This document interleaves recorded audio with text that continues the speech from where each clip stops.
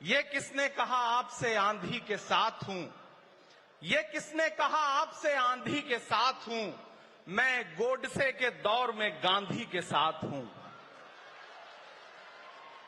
इस राष्ट्रीय अधिवेशन में पूरे भारत के एक एक छोर से, एक एक राज्य से आए हुए कांग्रेस पार्टी के जो तमाम सदस्य यहां पर उपस्थित हैं, मैं आपकी ऊर्जा को सलाम करता हूं और मैं आज जो प्रस्ताव पेश हुआ है उस पर बात करने के लिए आपके बीच में खड़ा हूं। एक ऐसा मुश्किल दौर है जब सत्ता में बैठे हुए सत्ताधीशों ने नफरत को अपना परमानेंट हथियार बना लिया हो। ऐसे समय में कांग्रेस पार्टी देश के हर कोने में जा करके मोहब्बत की बात कर रही है, प्यार की बात कर रही है और इस जो कार्यक्रम का नाम है वो न्याय पथ है।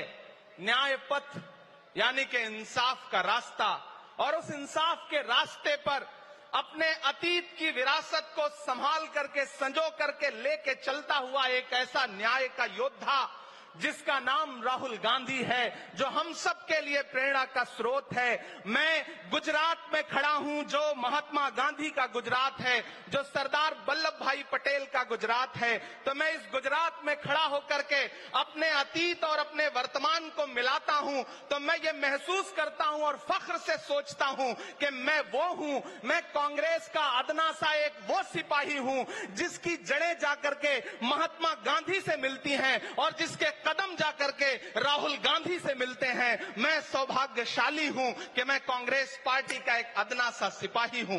साथियों, मैं कोई लंबा चौड़ा भाषण करने के लिए नहीं खड़ा हूं, बस आपसे यह कहना चाहता हूं, ये जो न्याय का पथ है, हम सब इस न्याय के पथ पर चलने के लिए संकल्पित हैं। हमारा समर्पण इस न्याय के पथ के लिए है, हमारा संघर्ष इस न्याय के पथ के लिए है। मेरे भाई शशि थरूर जी बोल रहे थे, सचिन पायलट जी ने बोला, हमारी बहन गेनी बहन ने बोला, उसके बाद इमरान बोल रहा है। इन चार नामों में ही आप ये पाएंगे कि उत्तर से लेकर के, दक्षिण से लेकर के, गुजरात से लेकर उत्तर प्रदेश तक कांग्रेस यही तो है। कांग्रेस यही तो है, देश को समेटने और एकजुट करने का नाम कांग्रेस है। मुझे याद है कि जब कन्याकुमारी के साहिल पर खड़े होकर के, समंदर के साहिल पर खड़े होकर के हमारे नेता राहुल गांधी जी ने कहा था कि मैं 4000 किलोमीटर चलूंगा, एक नारा लगाऊंगा, नफरत छोड़ो भारत जोड़ो। हम सारे लोग उनके कंधे से कंधा मिला करके, उनके कदम से कदम मिला करके 4000 किलोमीटर चलते रहे। मैंने देखे हैं राहुल गांधी जी के पांव के छाले, मैंने देखा है उनका बहता हुआ पसीना। लेकिन हम आपसे पूछना चाहते हैं और इस स्टेज पर मौजूद कांग्रेस पार्टी के अपने तमाम वरिष्ठ नेताओं से भी ये निवेदन करना चाहते हैं कि जिस पथ पर, जिस इंसाफ के रास्ते पर राहुल गांधी इस मुश्किल वक्त में निकले हैं, हम उस लड़ाई में किस तरह से, कितने जोश के साथ राहुल गांधी जी के साथ खड़े हैं, यही तय करेगा। राहुल जी ने कहा है कि अगला निशाना, अगली जीत, अगला राज्य जहां कांग्रेस पार्टी जीतेगी वो गुजरात होगा। तो याद रखिए कि हार तब होती है जब ठान लिया जाता है, हार तब होती है जब मान लिया जाता है, जीत तब होती है जब ठान लिया जाता है।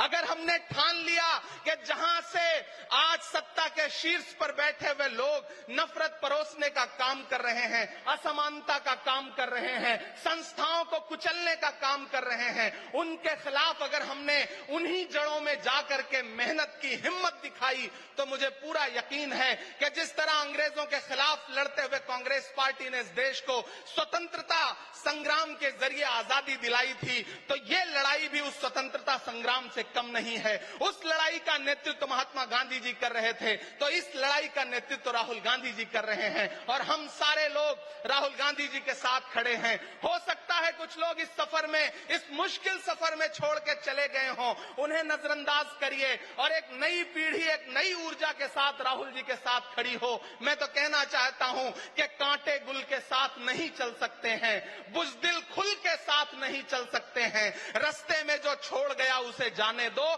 सब राहुल के साथ नहीं चल सकते हैं।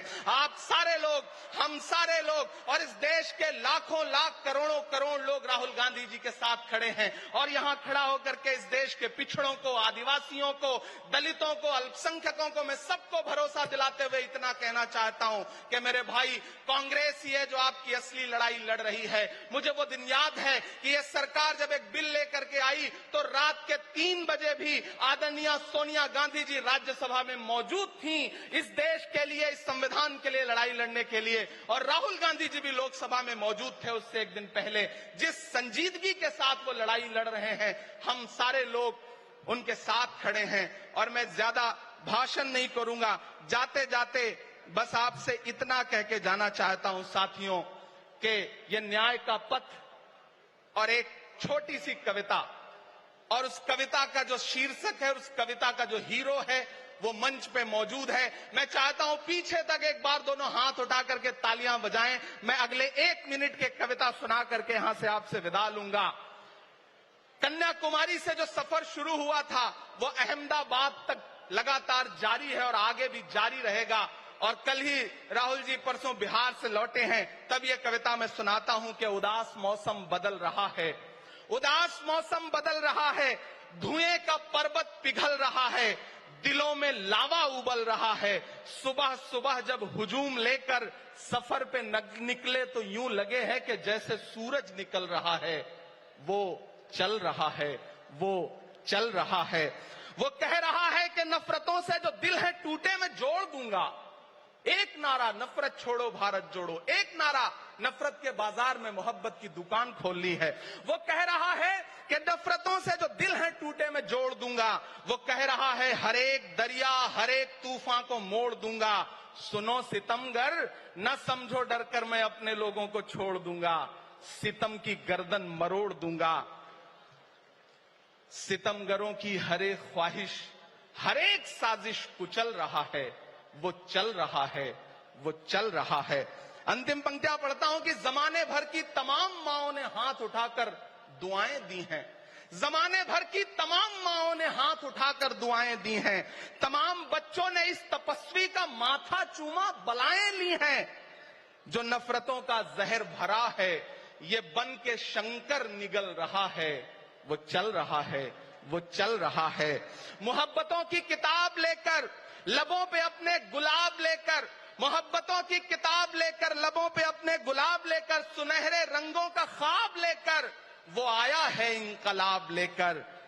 बलाएं रास्ता बदल रही हैं, फजाएं खुशबू में ढल रही हैं। ये नफरतों का निजाम बदले, हिकारतों का कलाम बदले। अगर ये रहबर नहीं बदलते तो अपना लहजा अवाम बदले।